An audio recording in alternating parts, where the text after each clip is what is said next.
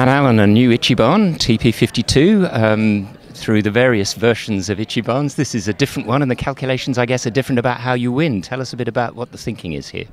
Yeah, well, I think we've created a boat that structurally is strong enough for the often pretty precarious conditions that you find on the east coast of Australia. But we've also got a boat that is a really good all-round boat. It should go upwind, downwind, in light, medium, and heavy conditions really well. And you do get a variety of conditions, over the 638 miles, and so I think this boat actually achieves that. So it gives us a good chance of basically spreading our cards out to make sure that we're always going at a reasonable pace, and then you need the weather gods to really give you a bit of extra luck and see how that goes. And I seem to recall you saying that the 60 was designed to try and avoid that dreadful slot in the Durland, so you're presumably back in that territory.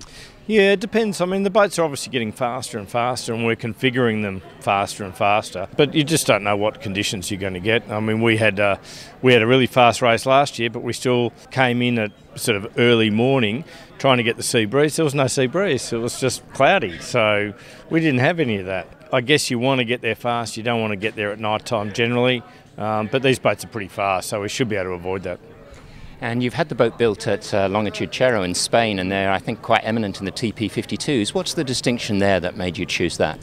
Well, they had the current mould of the latest Super Series TP52, so that's a good first. But it's the latest hull form in the Super Series, and obviously there's a few refinements going on in that class. So I think this gave us the ability to build the boat very quickly. Had the mould ready to go.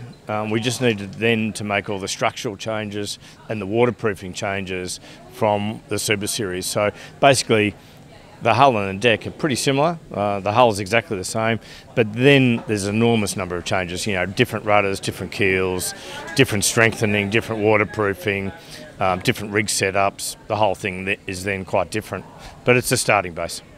And you were talking earlier about the mast being the same that you've used and the rig and everything. Are you thinking about trying to just largely stick with what you've known from your old TP?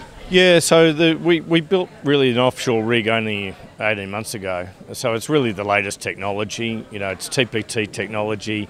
It's the latest and greatest out of southern spas in New Zealand, and that rig is designed to go to Hobart. So it's designed to go upwind if we need to in 40 knots of breeze. Hopefully we don't get that, but if we do, we can.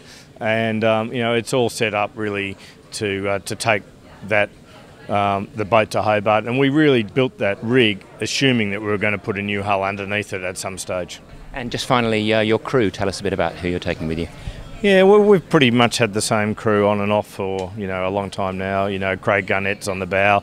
He's been sailing with me on and off since 2002. Will Oxley from the Volvo Ocean Race is navigating in the very luxurious confines of the TP52. We've got Gordon Maguire, we've got Anthony and Peter Merrington.